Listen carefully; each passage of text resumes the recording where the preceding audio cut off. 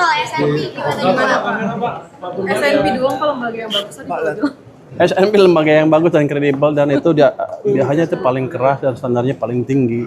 Jadi dia nggak akan main-main, nggak akan terpengaruh politik. Jadi lihat apa adanya. Dan selama ini juga kita melakukan diskusi. Kameranya yang mana? Kiri aja Pak. Setelah kita melakukan diskusi dengan SNP ketika mereka mencari informasi lebih dalam, pendalaman terhadap informasi yang ada, kita jelaskan dengan sebaik mungkin pada waktu itu. Dan kita sempat ke Amerika juga kan dengan anggota DPR, ada Bu Sari, ada Pak Misbakun, Pak Hekal, Pak Uzi Amro, Pak dulu Pak Busari. Ihadi. Itu di situ lembaga pemerintah melihat bahwa kita pemerintah dengan parlemen tuh cukup bersatu gitu. Jadi mereka yakin juga dengan program yang bagus, dengan dukungan parlemen, harusnya sih pembangunan kita akan bagus terus ke depan. Dan itu dilengkapi juga dengan data fiskal yang baik kan, jadi sampai dengan triwulan semester kedua tahun ini. Itu pasti dilihat oleh mereka. Jadi ini menunjukkan bahwa capek, bahwa fiskal kita amat baik. Beda dengan yang ditunjukkan oleh para pengamat itu, katanya kita menjalankan fiskal secara brutal dan lain-lain. Jadi asesmen SNP meruntuhkan tuduhan bahwa saya menjalankan fiskal atau Pak Presiden menjalankan kebijakan fiskal yang ngaco. Jadi merupakan suatu pengakuan internasional bahwa ya kita bisa menjalankan fiskal dengan baik, prudent, dan menciptakan pertumbuhan yang baik sekali. Ke depan akan lebih bagus lagi. Kan ini kan baru awal. Kalau Anda lihat kan dari akhir tahun lalu, awal tahun terus kita diserang dengan kemungkinan downgrade peringkat dan lain-lain kan, dari MSCI masuk ke Moody's, Fitch dan lain-lain, seolah-olah kita buruk menuju ke, mereka bilang kehancuran Indonesia akan krisis. Ini update dari S&P merupakan kita bilang konfirmasi bahwa kita berjalan di arah yang benar dengan kebijakan yang baik dan hati-hati.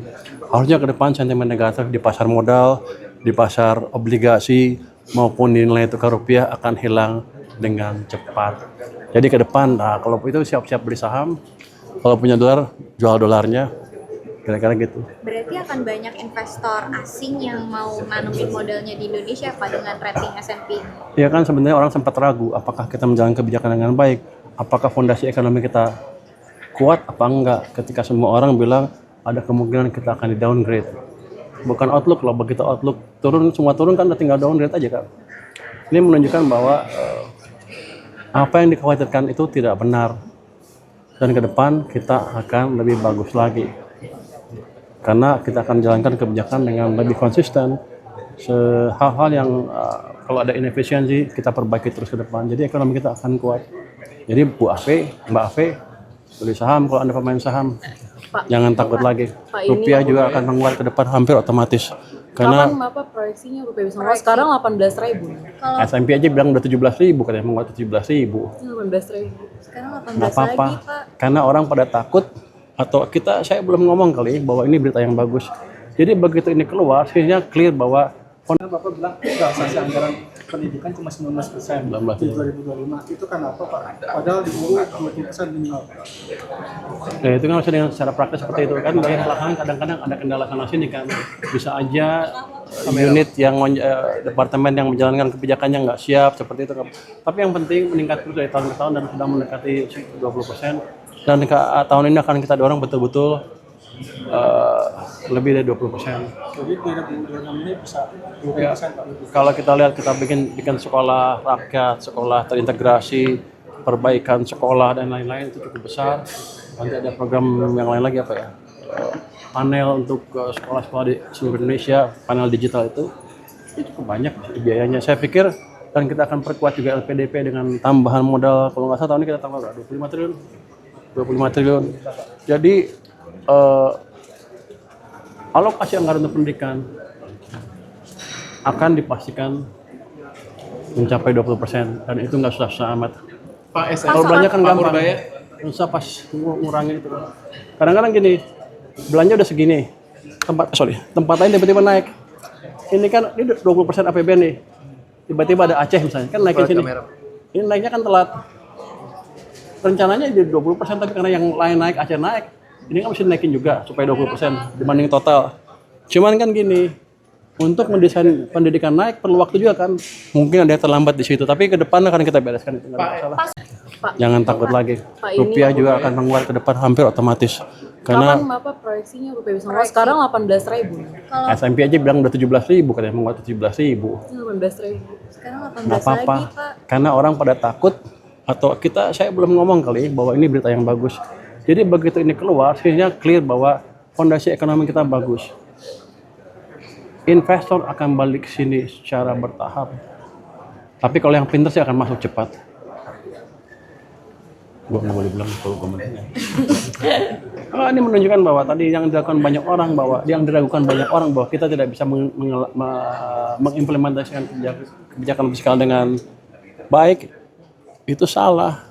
Kita selalu serius, selalu diskusi dan selalu menilai kemana kebijakan fiskal kita, kelemahannya di mana, diperbaikinya di mana, itu secara regular di Kementerian Keuangan dengan Bapak Presiden juga mungkin seminggu 2 minggu sekali didiskusikan era ekonomi dan kebijakan fiskalnya. Jadi nggak ada itu. Orang kan kesannya seolah-olah kebijakannya liar, nggak ada itu. Kita diskusikan terus secara reguler. Bapak Presiden meminta terus kondisi fiskal dan ekonomi secara berkala dan cukup detail. Pak, jadi maksudnya sentimen positif ini Bapak nilainya bakal berdampak itu berapa Pak? Pas minggu ini udah bakal balik ke rupiah sama pasar modal ya IHSG apa gimana? Kalau pintar ya harus cepat. Kalau investor pintar, domestik pintar, masuk aja sekarang. Karena udah jelas, apalagi gangguan kita. Ini kan itu aja. Selama ini kan ditakutkan kita tidak bisa mengelola fiskal. Walaupun ekonomi tumbuh lebih cepat, agak aneh untuk saya. Saya udah bilang berkali-kali kan, lembaga yang sebelumnya, yang lain, ada kemungkinan mereka offside karena kan mereka melakukan assessment sebelum data Triwulan pertama keluar. Ingat kan itu? Saya bilang ya terlalu cepat, bukan mereka salah ya, terlalu cepat. Jadi ini yang lebih fair saya pikir. Pak, Pak Purbaya proyeksi soal esensi itu kan basis pajak. dari di rapat paripurna Bapak bilang